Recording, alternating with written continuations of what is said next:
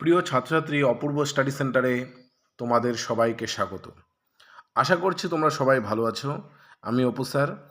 আজ আমি তোমাদের দ্বাদশ শ্রেণীর এডুকেশন অর্থাৎ শিক্ষা বিজ্ঞান থেকে মান ৮-এর সাজেশন তুলে ধরব। তো এই মান ৮-এর কী কী প্রশ্ন তোমাদের আসতে পারে সেই প্রশ্নগুলি আমি তোমাদের সামনে তুলে ধরব। এর আগে আমি প্রথম, দ্বিতীয় এই দুটো অধ্যায় থেকে সাজেশানে দিয়েছি এবং চতুর্থ, পঞ্চম ও ষষ্ঠ অধ্যায় নিয়ে আরেকটি ভিডিওতে আলোচনা করেছি, ওখানে ওটা সাজেশান আকারে তুলে ধরেছিলাম। আজ আবার সপ্তম আর অষ্টম এই দুটো অধ্যায় থেকে মান ৮-এর প্রশ্নগুলি সাজেশান আকারে তুলে ধরব। তা আলোচনা দীর্ঘায়িত করছি না, শুরু করা যাক। সপ্তম অধ্যায়। সপ্তম অধ্যায়ের নাম তোমাদের কোঠারি কমিশন এবং ভারতের আধুনিক শিক্ষা ব্যবস্থা। এখান থেকে আমি তোমাদের জন্য 4টি প্রশ্ন রাখছি। তা প্রথম প্রশ্ন, কোঠারি কমিশনের সুপারিশ অনুযায়ী মাধ্যমিক শিক্ষার উদ্দেশ্য ও লক্ষ্যগুলি আলোচনা করো। মোস্ট ইম্পর্টেন্ট, ভালো করে পড়বে। দ্বিতীয় প্রশ্ন, প্রাথমিক শিক্ষা সংক্রান্ত কোঠারি কমিশনের সুপারিশগুলি আলোচনা করো।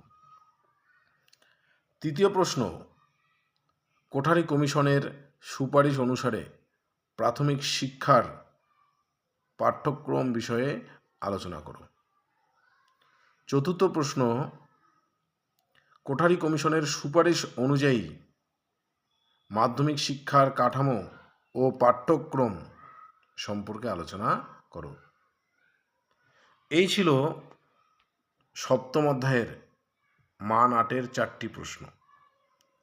এই 4টি প্রশ্ন তোমরা ভালোভাবে রেডি করবে। এবার আমরা আলোচনা করছি অষ্টম অধ্যায়। অষ্টম অধ্যায়ের নাম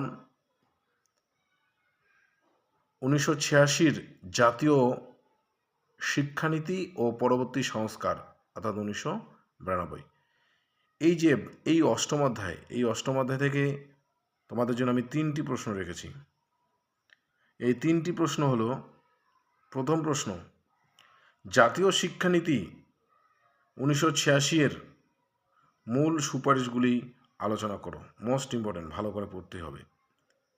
দ্বিতীয় প্রশ্ন, 1986 খ্রিস্টাব্দের জাতীয় শিক্ষানীতিতে অপারেশন ব্ল্যাকবোর্ড ও নবোদয় বিদ্যালয় গঠনের ক্ষেত্রে কী কী সুপারিশের কথা বলা হয়েছে। এটাও মোস্ট ইম্পর্টেন্ট, ভালো করে পড়তে হবে। তৃতীয় প্রশ্ন,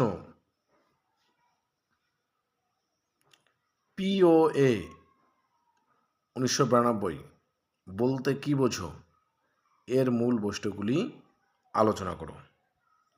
এই ছিল অষ্টম অধ্যায়ের মান ৮-এর 3টি প্রশ্ন।